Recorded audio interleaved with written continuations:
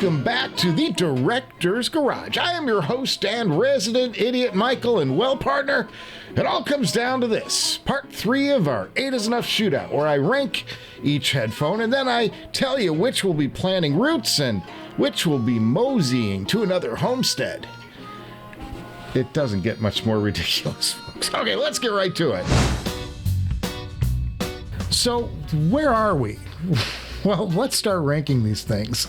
And this is going to be so controversial. And I know that y'all are not going to agree, and some of you guys are going to think I'm nuts. That's okay. Guys, it's a big tent. Everybody can have their opinion. This is my ranking as of this week. And at the bottom is the second place winner in the last shootout. That's the Focal Utopia. Now, the gains made by other headphones just ran roughshod over what the Focal excelled at in the last shootout.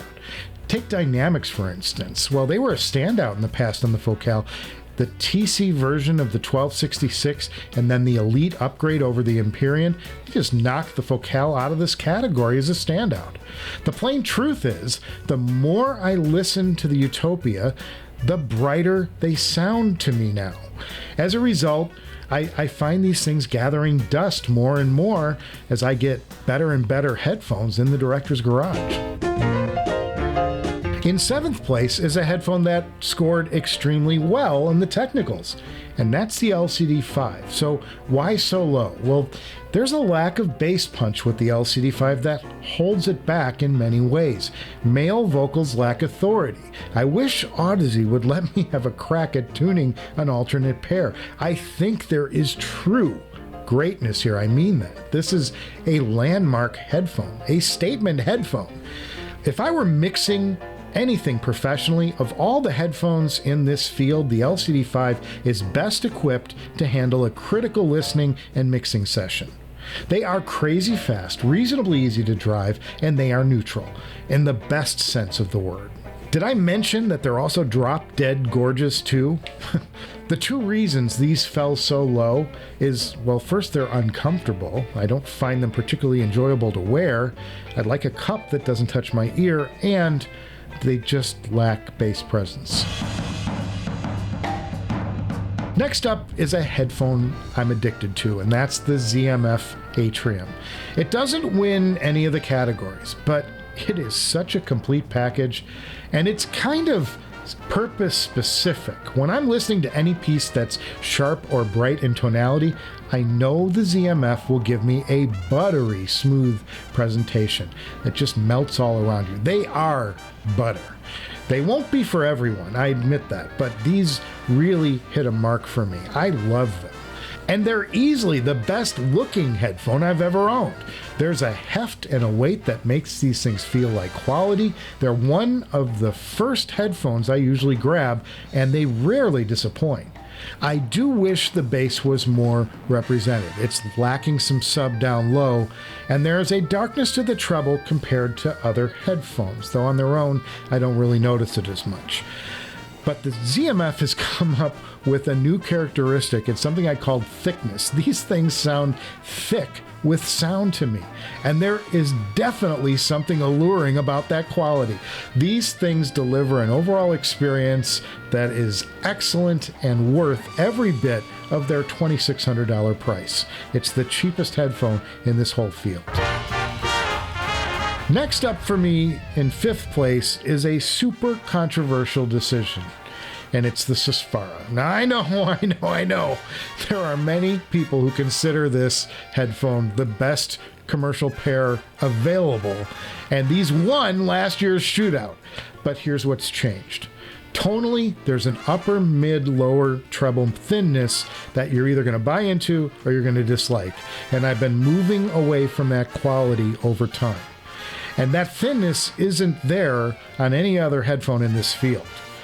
I will also say that the Susvara doesn't do anything particularly wrong. They just kind of lack a wow factor that the other headphones in this shootout have. For instance, the Susvara doesn't slam with the other headphones, but they do have a quality bass. They have terrific detail and imaging, but they not necessarily leading their class. And then consider that these are the most power-demanding headphones in the entire shootout. And to this day, I am still convinced I've not found an amp worthy of the Susvara that brings out its very best.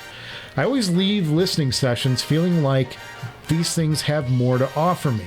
I just haven't yet found it. And overall, the sound is a bit colder for my taste. They are terrifically comfortable, a joy to wear, reasonably light, and generally attractive. But these have gone pretty much unused during the past year, and that should tell you something.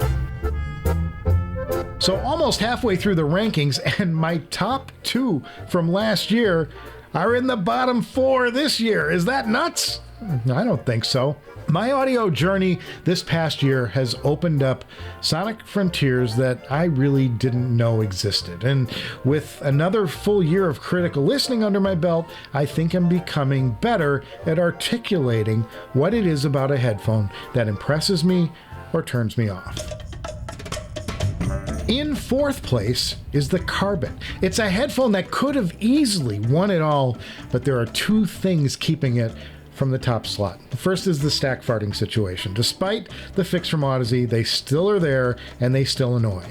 It's a popping effect when the headphones go on and off your head that causes the diaphragm to short out on the stators. The second issue is far more important, and that is volume. These headphones, to really activate, you need to play them loud. The louder the better. Every click of the volume knob brings you a little closer to audio nirvana.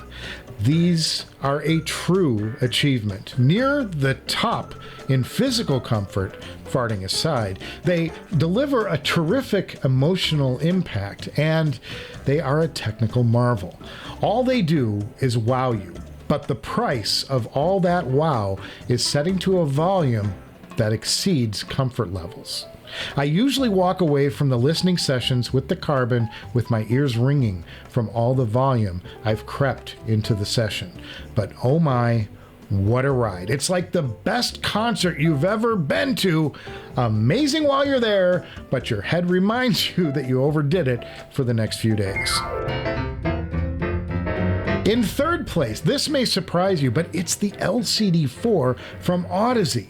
Its weight really is its biggest knock, but the comfort level is actually terrific. These feel great, even if they are a little bit heavy.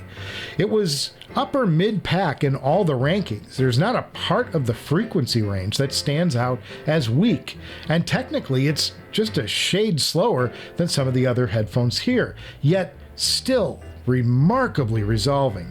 They've got copious slam that digs deeper into the sub than maybe any other headphone here. The Abyss gives you a bit more impact and better texture in the bass, but the sub goes deeper to my ears on the LCD4, and that brings with it a ton of emotion. These take a healthy amount of power to drive, but what it gives you back is well worth the outlay.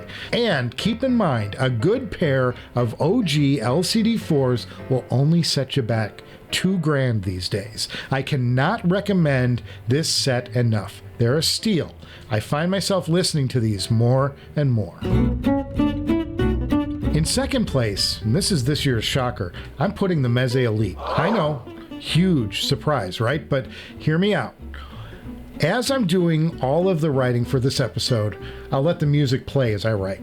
Time and time again, I'm through 3, 4, or 5 songs with the Elite on my head before I realize I'm still listening.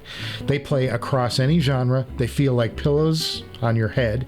By far, Meze is the most comfortable headphone. I've said that many times.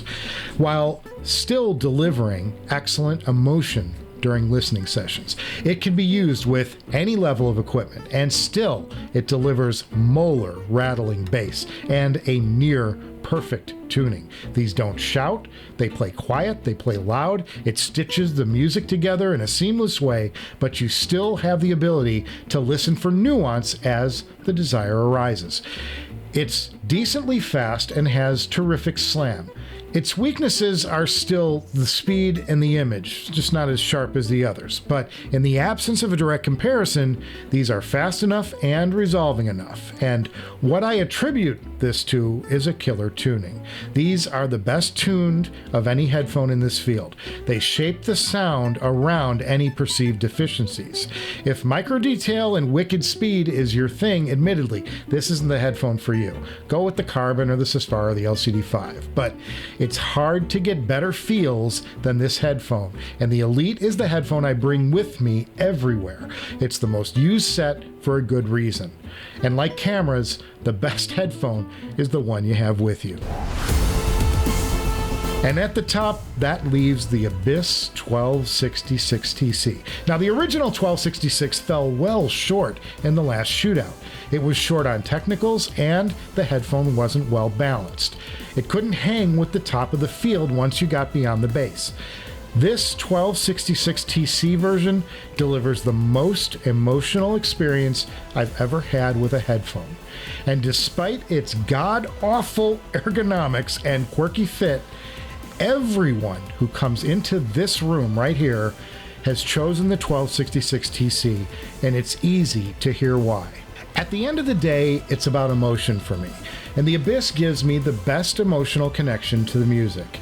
It never fails to wow, but it's a headphone that's a commitment to wear. It's almost an event when you pull these out. They're imposing, aren't they? You know, you just know you're in for something. And because of this, I don't reach for them as often as some of the others. But you will walk away from a session with the Abyss feeling different than when you started. These things present music in the best way to my ears. The Elite is perhaps the closest thing to a perfect headphone in this collection. They're light, you can wear them for hours and hours and hours. The sound is captivating and they're tuned to perfection, and so are the LCD4. If not for the weight and the power needs, the LCD4 might possibly win the whole thing.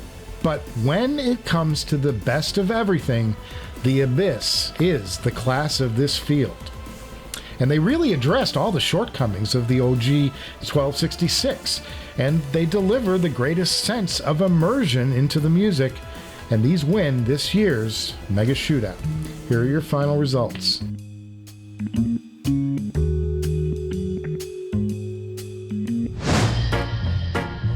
So, do you disagree?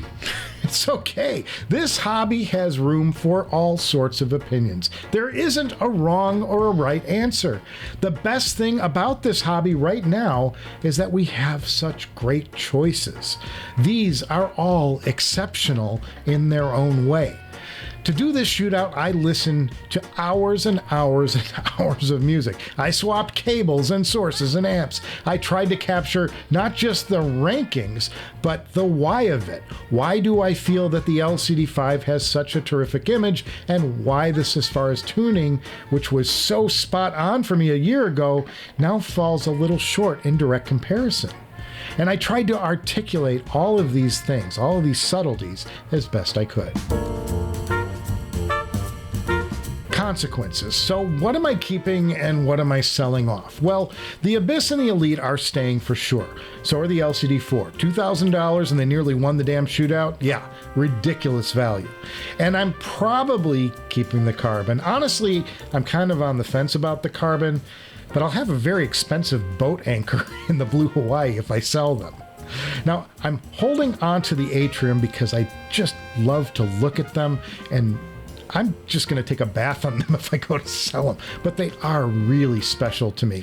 The LCD5, the Susvara, the Focal Utopia, they're all likely going to head to new homes. These are all excellent headphones, but I need to make room in the inventory for other products. Of all the headphones, I'd like to keep the LCD5 as a great reference pair, but I'm going to need some capital to make some moves. I got to buy, if I'm going to buy a Focal 2020, I got to get the money to buy those things, you know? All of these headphones in the director's garage will get sold eventually, let's face it. I want to hear the new Utopia, and I want the new Viking from Noble, and as I always say, they're just headphones. If I ever miss any of them, I'll just buy them again. So I hope you enjoyed this shootout, and we'll do it again as my taste evolves and I get more gear in here and I look at some of the other headphones like closed backs and IEMs and stuff. So subscribe to the Director's Garage so I can keep this content rolling out to you all. Check out my live stream once a week, usually Wednesdays at 3:30 Pacific. Next time, I'm going to be showing off a new purchase I made on the Source side of things. Thanks for stopping by today, and I will see you before you know it.